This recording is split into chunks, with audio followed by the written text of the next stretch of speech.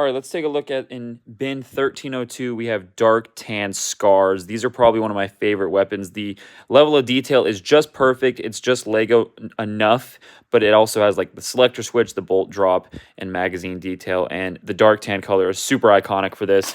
Let's take a look what's in the bin next to it. We have, yes, this is the same SCAR, but with a suppressor, a angled grip, and optic, and this one's in just normal tan. Another really cool looking Lego weapon. You can get these on the website right now, BrickTactical.com. I'll show you guys, we'll show you one more. Here's what it looks like. Or actually, no, this is a different gun. This is the M110 Sniper. All sorts of cool stuff, BrickTactical.com. Get it now before they're sold out.